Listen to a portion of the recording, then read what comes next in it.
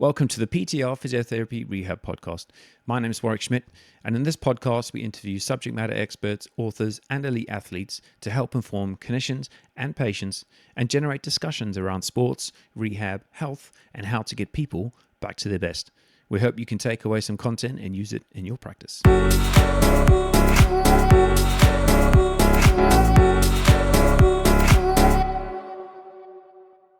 Welcome to the PTR Physiotherapy Rehab Podcast.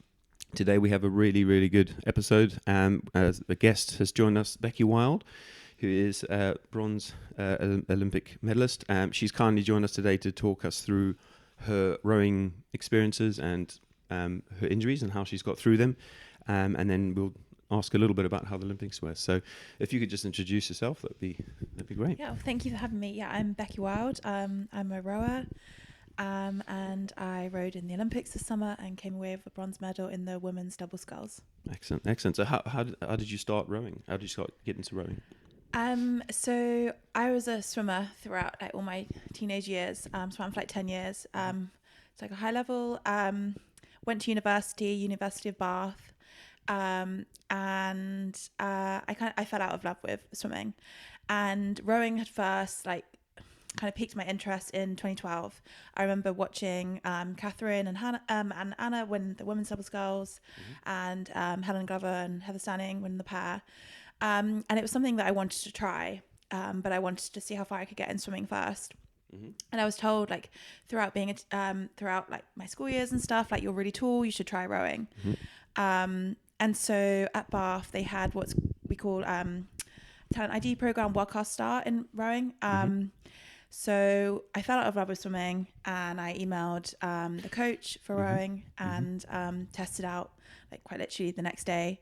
And yeah, I was a rower from then on. Nice. So did you fall straight into love with it, or was it something that took time? No, yeah, I did. I loved being out on the water. It was an easy transition, I guess, in the respect I had the physiology and stuff.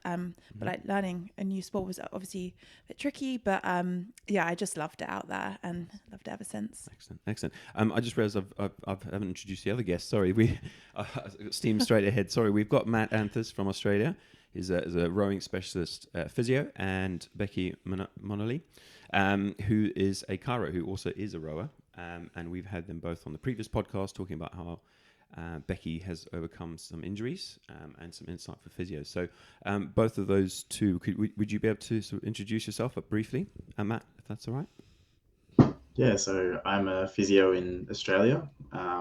Rode myself when I was 15, or rode a bit before that, but when I was 15, 16, picked up a back injury, picked up an interest in physio as a result of that. I've been practicing for 10 years now as a physio. I'd say vast majority of that's been working with rowers. I've done my master's, so I'm a titled sports physio, and currently doing a PhD in hamstring injuries. I've also had a clinic where I saw exclusively rowers for a better part of 3 years over COVID times. So probably just seeing more of those sort of niche injuries that only rowers get, or I guess others might not see potentially across their clinical lifetime, but seeing those in bulk. Excellent. Becky? So I'm a chiropractor and a domestic rower, and I started rowing when I was 11, 12, and similar to Matt, I had an injury sort of 16, 17, which is when I saw a chiro and decided that was something I wanted to get into. Always thought I wanted to be a sports chiro. Now actually specialise in pregnancy and paediatrics, but still as a rower see a lot of rowers. And yeah, been a chiro for 7 years now. Amazing. So Becky, I've asked them to join in because of their experience and their clinical insight into rowing, but it is sort of the main thing is about kind of how you've overcome the injuries, because Becky kindly sent a list of the injuries that she's had over the years, and the path that you've taken to get to the Olympics was really amazing, that you've got through all of those injuries and what you've had to go through. So I know it sounds a little bit morbid talking about injuries, because I know we don't like to. But okay. We're going to just talk a little bit about the bullet point, the main ones that you sent through, and then how you got to the final push. So you mentioned there in July-ish 2018 you sort of started getting a little bit of low back pain. Can you talk to us about Yeah. that? So yeah, at that point I'd been rowing a year, and it had gone pretty well. Like I had managed to get to grips with the sport pretty quickly, but towards the end of my first season, started experiencing lower back pain, and tried to get physio on that, but we couldn't really get to the bottom of it. So I kind of stayed on the bike, which is how we like off-road and rowing till the end of that season, like August time, and then was like, okay, like the off-season break will like sort me out. But then came back in September time, and it was still there, but it was more coming from my left hip. So we kind of along with a physio, it wasn't a rowing specific physio, it was just a physio at Team Bath. We tried to figure out what was going wrong, but we were just kind of going round and round in circles for a few months. And I don't know how much further you want me to go with that, because it's obviously a bit of a longer story and how it develops. Yeah, develops. Just with the parallel with Becky as well was almost the same type of thing, where you got the low back pain, you weren't sure where it started. When you were going through that process, were you concerned about the injury, or was it something you didn't really think much about it? I was concerned. I think initially, because the pain was in my back, I was like, oh, is this like disc related? Because I'd heard like horror stories about that, and I was like experiencing some like pins and needles down my left leg at one point. So that was when I kind of like got a bit scared and like completely backed off. But I think I had a scan like around September time on my back, and we couldn't find any issues with it.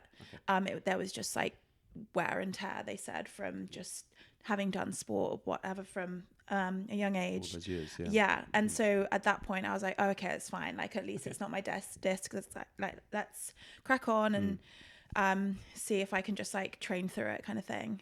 And then that's when like the left hip pain like continued to get worse and worse. And we couldn't get to the bottom of it for a few months. What was your worry about the disc? So it seems to be, with as clinicians, we ask a lot of people what their concern is. What was it that was worrying you the most? I think I just had a lot of my teammates had disc issues, and to me, like the thought of like my spine being injured or like being at risk, that kind of frightens me. Like still now, like if I have a back injury, I think that will be the point in my rowing career I'm like, okay, maybe like back off a bit, just because I don't like the thought of like my spine being damaged. So the disc worried me just because I just didn't want the spine and neural issues to be affected. It sort of has quite a big weight in that regard. We asked in the previous episode, Matt, about back injuries and how prevalent they are, and your experience briefly with the sort of elite athletes that you've worked with. Is that something that they come to you with, the concern of the disc? I think it's something that even if you haven't experienced many injuries before, or you just haven't been in that sphere, I think you start talking about discs, and I think it brings a lot of anxiety. I think we know that there's been lots of studies on the I guess that psychological component, and it's really feared. And I think it's a bit of a double-edged sword sometimes when you send people for a scan fairly early on, and they start seeing the report, and it starts talking about discy changes or discogenic changes and that sort of thing. And I think the context is really important, because as you said there, Becky, like sometimes these things can just be natural sort of changes as well, and it's not necessarily associated with future injury. It's not associated with current injury. It can be something that pre-exists the injury, and we know that even asymptomatic populations can have that as well. So but nonetheless, it just has this big anxiety and fear associated with it, which can be rightly or wrongly. I'm not saying that if it does show up and it sort of aligns with the symptoms, that it's not necessarily something to not necessarily be concerned with, but it's got to be addressed and dealt with. Becky, was there anything that the doctors or physios said that helped you get insight? Was there something, a way it was worded, or does that make sense? Related to the back pain, not really. Like I said, like the scan didn't really show much. It was then like, okay, just crack on, like try like rehab or just get back in a boat as best you can. Sure. And yeah, physio at the time. Yeah, like I said, like wasn't very clued up on rowing, so it was kind of like, okay, crack on. Sure. And then that's when the left hip pain like started to get worse and worse. And then I think I had to wait until December, so I was finally referred to a scan on my left hip. And then yeah, that's when it showed I had a labral tear. We talked about this earlier. At what stage? How much pain were you in? How much pain did you put up with before you went for the scan? Because Becky was talking about it, and rowers have got such a high pain threshold when it comes to all the training. Were you in a lot? Yeah, yeah. I think I'd pushed through and hadn't really accepted how bad it was, and it was only until like I couldn't really sit on a bike any longer. I was like, okay, like this is actually now really bad. Yeah. I think until that point, like the bike had been my way of coping. I was still able to get training done and feel like I was making step forwards, like physiologically. But yeah, when I couldn't even sit on the bike for like 10 minutes without being on pain, it was time to like, let's really like sort this out. And they found on the scan, So they found a tear in my cartilage on my left hip. So yeah, had the scan like I think early December. And then at that point, I was also seeing a sports doctor by virtue of being on TAS, which is like supporting development athletes. And he referred me for an injection on my left hip at the end of December. Did that help? No. I think I was told going into it, like this should help, and then we'll like rehab and you'll be fine. Like come like a few weeks time.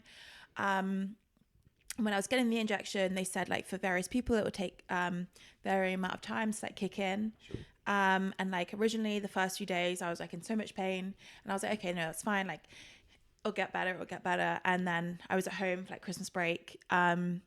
And I think they said like after 2 weeks you should start seeing improvements, and there was just nothing. Like it was like so you still didn't get any relief at all? No, like the pain was if not worse.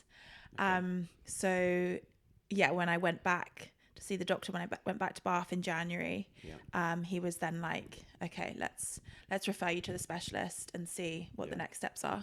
That's unlucky, isn't it? At least we know within the kind of physio world you'll get a window, you'll get a few weeks at least. But to get nothing, did they explain maybe why that? I guess because I think the labral tear was pretty bad at that point. Yeah. Well, it's only like it's not until later that we found that out when I saw the specialist, and he was like, "No injection is going to help that." So was that the same as you, Becky? Yeah, I mean, it's literally like you're telling the exact same story that I went through, and I had the injection as well. I think it's a natural progression that they always try that first. And I remember my dad driving me home, and the local anaesthetic was great. I got in the car and I was like, oh my God, I've got no pain. This injection is amazing, which is so dumb when I know better than that. Then the local anaesthetic wears off. Yeah. And I was like, oh, okay. And yeah, no change. Wow. No change at all with the injection. Yeah.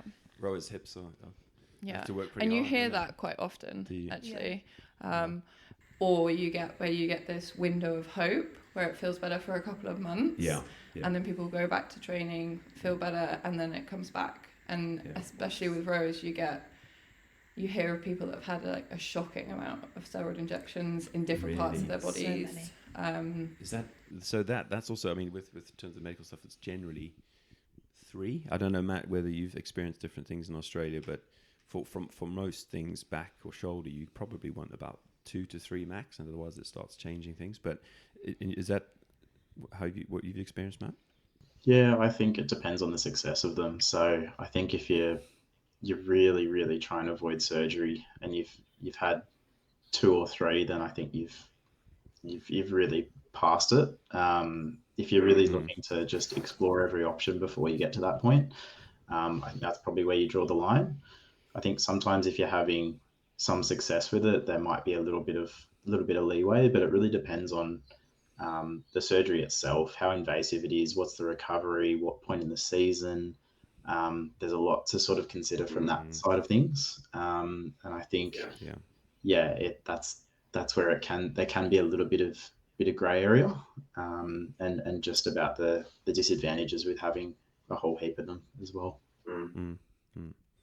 Okay, and so how long was it from the injection to when you had the surgery? Was it quite a quick turnaround? Yeah, I think it was about a month later. So I ended up seeing the surgeon mid-January, and got a proper, I think I had a CT scan then, and then he kind of like fast-tracked me for surgery. So yeah, it was shown that I had cam lesion on my hip joint, and then that had like completely worn away the cartilage. And he said rowing had just accelerated it, like it would have happened at some point anyway. And having done sport from a young age, it was like worn away anyway. So yeah, there was like arthritis like developing there. So I then had surgery, mid to late January. And yeah, that's when he went in there, like the tear was like so big that no injection was going to help that. So, yeah. And then you mentioned the same year you did the right hip. Yeah. So was that so it was like London buses. If nothing happens, and then you. Yeah. So just as I was kind of going for surgery on my left, I started experiencing like similar pain on my right, but I was very much like, no, like you're making this up, like it's in your head. Okay. But I did ask him. I was like, I'm having pain in my right now. Like, do you think there's a similar issue? And he was like, I wouldn't be surprised. Like, if you've got an issue on your left, you've probably got an issue on your right. He was like, we'll scan it anyway. Okay. And then, when I went for a scan, it revealed exactly the same thing. So I had surgery 6 weeks later. Wow. And the tear on my right was actually bigger than my left. Exactly the same thing had happened. Okay, so you were rehabbing one and then jumping straight into the next one. Yeah. Like they said, 6 weeks. The 6 week block. That was just like to help the left one settle, and then it was like right hip, okay, and then it was rehab both. Yeah. Do you think that you got to a good stage on the left before you had the op, or were you still quite sore? So I think, in my experience, because I wasn't surrounded by rowing physios and people with knowledge of rowing, I don't think my left got back to what it should be in that amount of time. Okay. But that was completely out of my control. And like the physios at Bath, I think like my physio did a good job, but it was only really after I'd had my right that she really like came into her own kind of thing, and she'd done like the research and spoken to British Rowing. I think with my left, I felt very much like on my own at that point and a bit in the dark, and maybe I'd done a bit too much too soon or whatever. So looking back, I don't think I'd got my left in the best shape possible. But then, when my right was done, it was then kind of, I guess, almost in that moment, like clean slate, let's just start. Line in the sand. Yeah, let's start now. Yeah. It's interesting that what Becky and Matt also kind of said that it's actually quite hard to find a rowing knowledgeable physio or rehab, because it was also, it's so specific, and actually for yourself that even in that TAS environment to have physios who are obviously very good, but just this the rowing side of things. Did that make a difference when you could tell a difference when she'd gone away and spoken to British Rowing? Yeah. And what do you think was the main rehab part of the hip rehab that changed for you there, do you think? I'm not asking for reps and sets, because obviously no one remembers that. But I guess it was just like the hip range and the hip mobility and stuff. Like she just didn't have the knowledge until that point of how that worked in particular. Like, I'm sure she did, but like not to the point that the other physios had, like Havisham and stuff. And when I see now, quite a few people in the team have had hip operations, and there's a few like going through that now. And I compare it to my experience, it's so different, like the amount of support they get, and like the physio they get like daily, or they're in at Bisham Abbey in like the intensive rehab unit. It's so different compared to when I was like just a development athlete training at Bath, which is not like a rowing centre in particular. It's just At that stage in your rowing career, were you clear that Olympics and GB squad was achievable, as in you were on the... I think probably if anyone looking in would have probably been like, why is she continuing? Like, this is just like a huge injury to have so soon in your career. Like I was actually like, when I had surgery probably a year and a half into my rowing career. But this is what was fascinating. When you sent the list, I thought, wow, you've gone through. And when I got surgery, I guess rowing and the Olympics wasn't at the forefront of my mind. I was like, I couldn't even walk without being in pain at that point or sit for long periods of time. So I just wanted to return to like a better quality of life. But like as soon as I started rowing, I knew like I'd still wanted to achieve my Olympic dream. It's just in a different sport. So like that was always the goal. And when I got back in the boat, like although I was like years away from making it, I think I had such belief, and like my coach had such belief that we could do it, that it was kind of like, okay, let's just go for it now. Just briefly talking about the Olympic dream, was that something that you were chasing as a swimmer?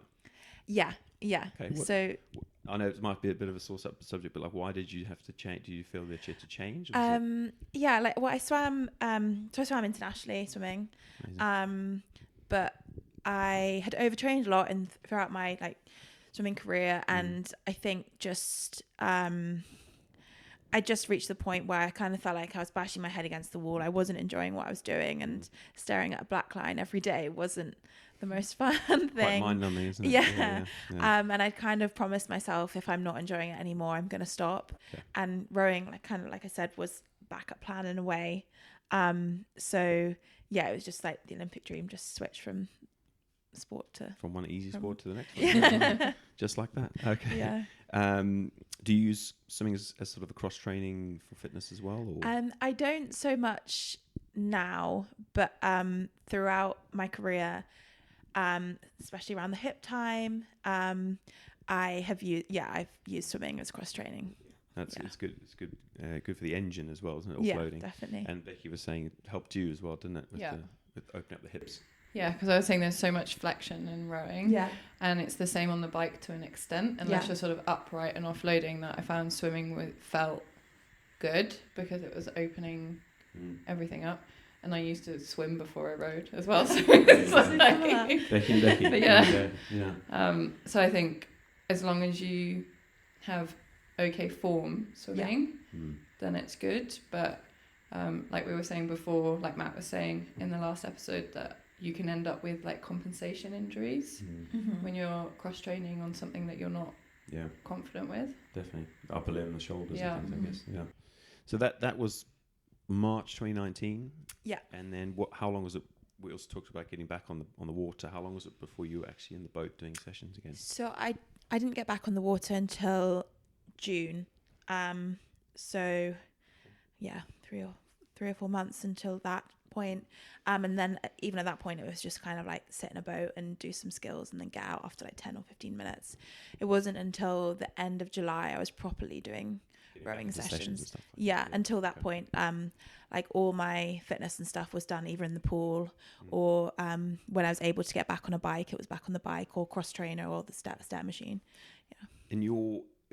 Through your experience, what was it that they wanted or you wanted to achieve before getting onto the boat in terms of your physio or your strength markers? Yeah. Was there something they were trying to say, like, look, we need this, this, and this? I think it was kind of just like the hip flexion, mobility, just getting that range to be able to get back in a boat because you're in such like tight position. So I built that up on the rowing machine first, and then went onto the water. So I guess, and it was just like all those little muscles, like making sure they're stable and switched on and working before I got back in the boat. And I think I did a lot of just like body weight strength exercises in the gym, first of all, like just building my quads back up, my hamstrings and glutes and stuff, my core. And then, because, when you're in the boat, it's so unstable. It's just making sure all that was working. Stability. And Becky, we were talking about that before and how your experience as well was the strength is such a big part of it, isn't it? Yeah. And quads, glutes. Have you got what was your favorite kind of strength? So I was saying actually what was really useful was, I don't know if you've seen it, like the Compex machine. Yes, I used that quite a lot. Yeah, I forgot about that. And I thought that was a really, really good starting point because it almost like wakes up and activates the muscles again. That's excellent. Your favorite sort of gym exercise? Legs, if we're going to go for strength. I think to build up my squat strength, I did a lot of sissy squats. So when you've got the bands around your quads, and I think I was like kind of on a bit of a plate to then get a bit more range and just. Yeah, it really burns your quads in a way you didn't. Nasty. Yeah. Have you, in your experience, you said earlier you had the bands and the booty dance and the glutes. What sort of strength training, again, we briefly covered in the last episode, but for kind of quad strength or squats, front squats, have we got any sort of gym exercises that you would normally revert to? Yeah, I think building specific tolerance is really important. So I can't go past the big movements. So, squats, trying to work towards, a partial range sort of remaining deadlift, I think is really good. I think there's good transference there. I think working towards really strong hamstrings, so you can do some good things with sliders. It's not necessarily entirely functional when it comes to rowing, but at the same time, really good way just to build up some length, which you will need to be able to do. And then that pelvic stability is really important. And pelvic awareness too.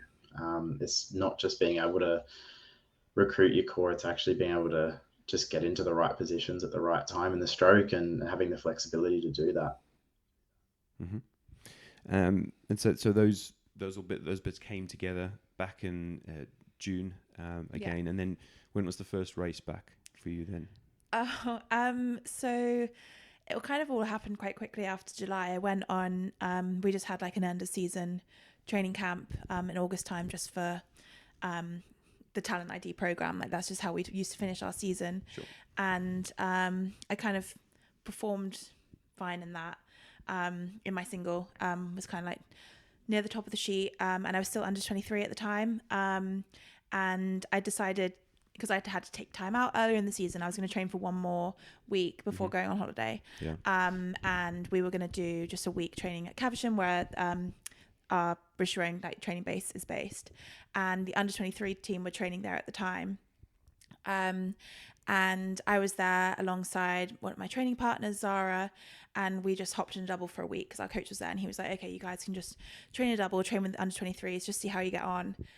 And we'd always worked quite well as a double. And like when we were training with these guys, we were like beating them and stuff on training pieces. Wow. So at the end of the week, the under 23 head coach was like, okay, we're just going to do a speed test for you guys. Let's see how fast you go. A little bit of competition. Yeah. So we did a speed test, and I think like we did a decent percentage time. And he called us in to his office afterwards, and he was like, I'm going to send you to European under 23s. So wow, that's awesome. Yeah, it kind of was like, I think, that was my first GB vest. It was like an incredible moment for both of us. Yeah. And it just, finished the season on a real high compared to where I was just a few months ago. Chalk and cheese, wasn't it? Yeah. Awesome. How is the serendipity sort of thing? Where you just jumped in, and I mean, you were obviously training really hard to get to that point. That it happened like that. How did those go? Those Euros? They went okay. I think I think we came fifth. So I mean, we both of us, that was our first time racing for GB, so it was just an incredible experience, and we had so much fun. And I would have dreamt of going to that race a few months ago, so I took it at the time, definitely. Absolutely. And so from that was, you had quite a while, a couple of years before things changed, if we had the next problem. So you were you competing anything else in the following year? So COVID kind of hit the following season. So that disrupted things. Meant I missed out on a lot of other development opportunities. Throughout that time, I managed okay. Like I've always been a rower that's like experienced niggles and stuff, and I went through my fair share of them, but I've always like got on well on the bike and always come back stronger as a result of like just having time off the water. But it wasn't until like the 2021-22 season that I'd say I had another like fair share of big injuries with my what were rib. These that cropped up? So these were ribs, which is quite common in rowing, as like we all know. And again, I wasn't with rowing physios, so they didn't really know about the stress that the ribs go under in rowing.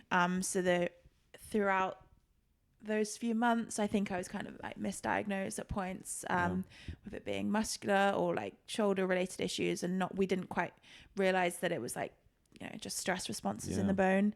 And it wasn't until I actually had a stress fracture at trials in 2022, just in the race warm up. It went pop. Wow. And it wasn't until I was seen by an actual rowing physio that we realized what the problem was, and I then went through a scan and stuff, and a whole process. Pretty sore? Yeah, that was I'd imagine. I find rib injuries like horrifically sore, like when you can't breathe without being in pain. I guess like it follows you home and you're trying to sleep at night. Yeah, it's just horrible. Yeah. Nice. Matt, could we pick your brains on how common it is? Because both girls are nodding, but I've managed to get away with not having a rib injury, but I've known a lot of people and treated a fair few rowers. See, this is something that most non-physio rowers might know what they're doing, but yeah. Any insight for that, Matt? I don't have the stats off the top of my head for more, I guess, elite, but across like adolescence, it's a really small percentage, but it increases like a sizable amount as you get further along to the elite level. So, your typical adolescent probably won't get many, but yeah, sub-elite and elite will definitely get a lot more.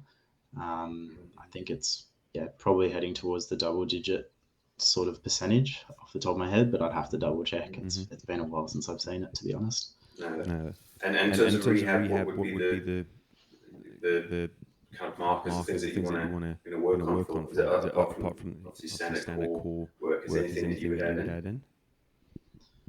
Yeah, I think with these sort of injuries and any bone stress injury, you've got to look at the causative factors. It's really important, and often the biomechanical ones aren't necessarily the most important, which might sound a bit controversial, but sometimes it's really the bread and butter stuff that's the most important. It's like, are you getting enough nutrition? Are you training beyond the and I don't want to say necessarily overtraining, because overtraining is perception of a rower doing somewhere between 10 to 20 sessions a week might sound like overtraining, but if your bodies and your bones are actually conditioned to do that, you've got a much better chance. Whereas if you have low bone mineral density, you're not eating enough to recover, you're not giving your body adequate nutrition, things are just going to start to break down. And I think that's the most important part of the process. So often I get people to go and see sports doctors. I pretty much always get them to do it with bone stress injuries, but they might get a bit of a blood workup to see if they're low on vitamin D. And that was something that I was really concerned with during COVID, because over here we had fairly long duration lockdowns where people are sort of training indoors, not getting out in the sun, reducing their vitamin D levels, maybe not being able to go to the gym and really load up the bones properly. But yeah, back to your question, I think the core side of things can be helpful, but often I'm looking at just anything we can identify from a biomechanical perspective that can be helpful. So just looking at hip range, which is again going back to that the basics, just making sure that they can get to their positions properly and loading up in other ways. What side was the rib injury? I had recurrent issues on my right side. Right side. Yeah. Okay. And for us, sort of learning about rowing, so you, what position in the boat were you, and what side? So I'm a sculler, so I use both arms. Sides. Yeah. It was just the right side that I experienced most issues. Did with what Matt mentioned there? Did they walk you through that and track sleep and what kind of the stuff? Yeah, so because I was more in the system at that point, I kind of like went through all those factors like Matt said. So yeah, I was under sports doctor and was able to see a rowing physio. So we quite literally went through every factor. And I think for me, like fueling played a part in it, biomechanically as well. Like I would tend to take a lot of load in my shoulders. and not quite have them set properly, not taking the load of my lats so well. And then hip stuff as well. I think definitely like having the injuries in the past, and maybe not having like the strength in them. We did a lot of like robustness around my hips to then make sure that the load was being taken down there, not in my trunk so much. So yeah, we quite literally went through every factor that Matt said to try and get to the bottom of why the issues were reoccurring. Yeah. And is that something you still track now and look Yeah, after? yeah. So I still have like a robustness program. We're working on my hip strength at the moment. Actually, I'm doing a lot more extension work, whereas in previous years it's been more adduction, because my abduction has been stronger. But yeah, at the moment, hip extension, and then just my lateral core needs to be better. So we're continually working on that to strengthen it. And so that one, how long did that take? Because that's also a bit of a tricky one with stress injuries.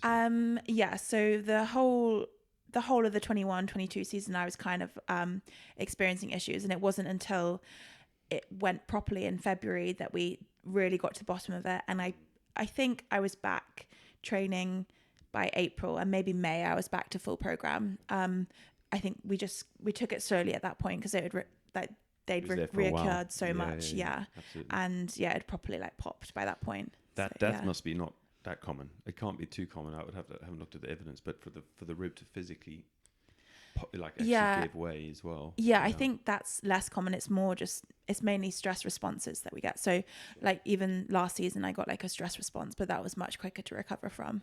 So yeah. So so from that one there, we were not too far away from. Well, a couple of years away from in the Olympic cycle. Yes, yeah. So that from 21 when you had that. Mm-hmm. Any bumps on the road until the? Actually, no. I think so. I went to Leander Club in Henley. The end of the 22 season. So 22-23, I was at Leander, and actually that was the one season I think I've had in my career where I didn't have any major injuries or like injuries that I like spent weeks on the bike trying to just get over. So I was really well managed there, and being in close proximity to Caversham as well, I was able to see like rowing physios and stuff. So no, it wasn't until 2023 that got my next next thing. Eye opener when you sent me that. Tell us about that injury. So yeah, that was compartment syndrome in my forearms. So I think I'd struggled with like forearm tightness before, but just kind of would like put it to the back of my mind. Like it was never really like something that was reoccurring so much, or definitely not in training. It was only in races that it would really crop up. But again, February trials, 2023, I'd been struggling before that point, but I was kind of like, it's going to be fine. And then during that trial, it's a 5K race, so a lot longer than like our summer races, which are 2K. Yeah. And both my forearms just seized up so much to the point that I couldn't feather and square. So I was kind of rowing like square blades trying to race, and like just a really low rate because I just could not hold onto my blades. And I got off the water somehow, and like literally wasn't able to like open my hands because like they'd both seized up so much. So saw a physio like then and there, and kind of again was like, okay, let's get you like checked out and stuff. But we kind of decided to manage it throughout the summer months because the races were shorter, and I was able to just manage it through like wearing compression garments after my races, or like seeing a physio to like flush it out and stuff. And then when I eventually saw a specialist in the summer, he like tested my forearms out for like the pressure and stuff, and he was like, it's not going to get better without surgery. So how did that sink in? What went through your mind when he? At that point, I mean, Paris was still a very, very long shot. Like there was, I think, only a handful of people who would have believed I could have got to Paris at that point. Yeah. I still believed I could do it, but yeah, to be told you need surgery just before the Olympic season is about to start, it was like, okay, I'm never gonna make it. Oh no, it's a bit of a dark time. How did you? Again, did you revert? What did you revert to get your mind off that? Then how did you cope with that? I had conversations with a few people. I'm just kind of deciding if I should go for surgery, and they were like, if you don't, and you don't end up like, it's just like a risk worth taking. Like like don't have any what ifs. So the way I cope, we just kind of sat down as a team, like my physiologist, coach, and we just planned out this 10-week schedule because my surgery was like literally 10 weeks before Olympic trials. And what a turnaround. Yeah, Wow. And it is a injury or surgery that it's quicker to recover from Sure. like other surgeries. But yeah, the timeline was really, really tight. But I think having that 10-week schedule that we knew we could hit, as long as like we didn't take any backward steps, that was kind of reassurance. And then it was literally just like, okay, all or nothing now. Yeah. So it literally was, as you said, one bump in the road. Yeah. And it knocks that 10-week program backwards. I guess every week Yeah. it's just was it bike again to keep the engine Yeah. going? Yeah, so I had 2 old. weeks completely off exercise to not risk infecting the wounds. And then, it was on the bike, and it was a month of pure bike stuff. So like just building up my fitness again, Sounds which wonderful. was very intense. Yeah. Yeah. Awful. Yeah. And then Yeah. slowly like building up my mobility and then strength in my forearms. And then it was like a few weeks combining rowing and biking. And then I think the final 2 weeks or so, that was like just rowing. Just, So I only had 2 let's weeks throw everything really. at it now. Yeah, 2 weeks on full program before the trials. That's crazy. And so the selectors were aware and they were giving you opportunities? Yeah, I think they were aware, but it was very much like, well, she's like, I obviously started to do trials. I wasn't in the team at that point. So it was like, I still had to do a decent performance at trials because this was my last shot at like getting into the Olympic team, let alone like a boat or anything. So I think they're aware, but it was like on me to perform. Yeah, jump in. Yeah. How did the trials go then? Yeah, they went fine. Like there was Obviously went well, but, Yeah. but on the day no problems. Excellent. Yeah, which was a complete relief. And yeah, I did well enough to be invited into the team at that point. Amazing. So yeah, I was Big like tick celebrations. box. Yeah, Yeah. it was a bit of a relief, I guess, after all It that was a pressure. relief. Yeah. Yeah, a relief I'd made it that far. And then it was a relief for a short moment of time, and then it was like the next challenge and the next challenge after that. Next one. Yeah. Talk to us about the Olympics. That was amazing. Congratulations again on the medal, and how what was it like going? Well, I guess my Olympic season, like after that surgery and stuff, it was just a complete whirlwind. Like to not even be in the team at the start of the Olympic season, and then to get into the team, I was very much only seen as like a reserve at best.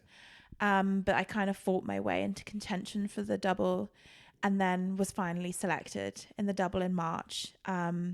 And then from there, it was just a battle we had to qualify. We're the only British boat that hadn't qualified through Worlds the previous year. Okay. They hadn't qualified the double, so we had to go to final Olympic qualification regatta in May. And we experienced quite a few challenges along the way to get to that point. And then to qualify, what were those? I had my another stress response, my ribs. Wow. So it was another 4-week one. block on the bike. So Matilda, my doubles partner, was very patient. And then I had injection in my wrist just before qualifiers. So 2 weeks out, had an issue in my wrist to settle down. Okay. And then, so to qualify was just such a relief. And so Amazing. Yeah. so incredible because my dream had always been to go to the Olympics. Absolutely. It was never really anything beyond that point. Like I had achieved my dream at that point. Yeah. But then we had 10 weeks at Olympics, and we were like, okay, if we've made this progress in this short amount of time, let's see what we can do. Awesome. So yeah, Matilda and I just had the most incredible journey, and we worked so hard, and to come away with a medal was like beyond anything we'd expected or anyone else had expected. So it was just amazing. For people to hear what you've gone through just to get that, it just all of it in the last part just before. Yeah. It could have been been nice to have happened like a year before, and you got it all. How did the race go? That talk us through the race. Like the actual... it's the Olympic final. So I guess we just built up so much confidence that in that week, like our heat went well. Our semi-final, that was the race that I think we're both most proud of. Like the aim was to make the final at the Olympics, so we knew the semi-final was the one we needed to absolutely nail, and we just executed our race plan to like perfection. It was the best we've ever rowed, and we led the whole way until the final few hundred meters. So we led the world champions and Olympic champions, and we crossed the line second. And I think we both knew in that moment that we could get a medal. That you were in contention. We knew we'd do it. So the Olympic final, it was just about executing what we had done all week, and we'd built up so much confidence by that point. And we actually woke up on the day of the race, and I felt like I had a cold coming on, and I didn't say anything. And Matilda actually had dress response in her rib as well, but hadn't told me. So she'd been late to bed that night because she was waiting for a local anaesthetic patch to be delivered from the village because she was in so much pain. So we both kind of kept those things to each other. But we weren't 100% that day. But like I said, like we just built up so much confidence throughout that week that we were going to get a medal regardless. We just. I guess when you've gone through what you had at that point, you run through a wall, wouldn't you? By that stage, absolutely. You just get on with it. So awesome. It was incredible. Crossing the line, all of that work was obviously worth it. But like, what happens after when you get the medal ceremony and things? Yeah, like crossing that line, it was like experiencing shock because I'd not prepared for that at all. And then afterwards, it's all like completely out of your control. Like I planned up until 11:30 or whatever it was that day, and nothing afterwards. And when you get a medal, it's like, okay, to the podium, to media again, doping control, press conference. Like you don't see your friends and family until like 2.5 hours, 3 hours afterwards, and then it's like you get shepherded into Paris for more media and more like celebrations and stuff, and it's just like the most crazy few hours, few days. That's awesome. But it was amazing, like so much fun. Nice. And so that was I'm guessing that was the only event that you had planned, or were you for the whole Olympics, and after that you basically could relax and support everyone else? And so awesome. When kind of I think 2 days later you kind of finally are able to have some time on your own, and then we were able to watch. Sinks in. We were able to watch the rest of the rowing, and we then had a week where the Olympics were still going on, so we could go and watch other sports and stuff. What did you go and watch?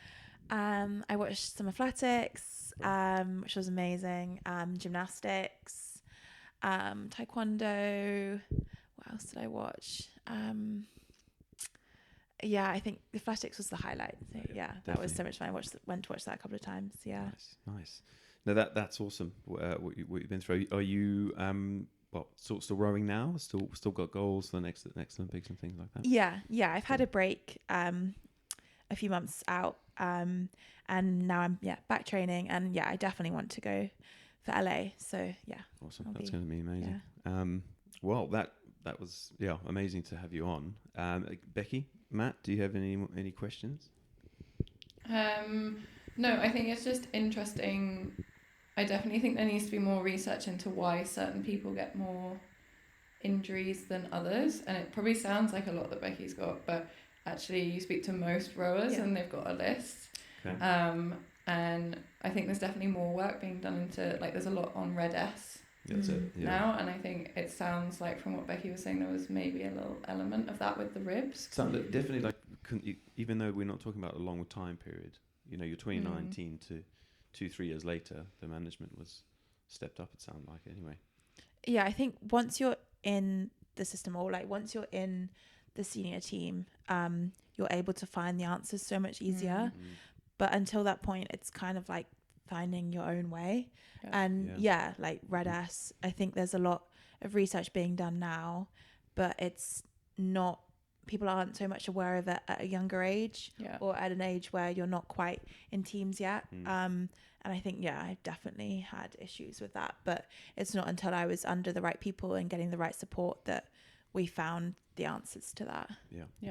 And I think in domestic rowing, sort of when you're not an elite athlete, a lot of those injuries would just mean someone would stop the sport because they wouldn't get the support, and it's not their job, but it's still their passion. And I think the more training there can be for physios, chiros, whatever, then it means that domestic rowers can continue as well. No, I agree.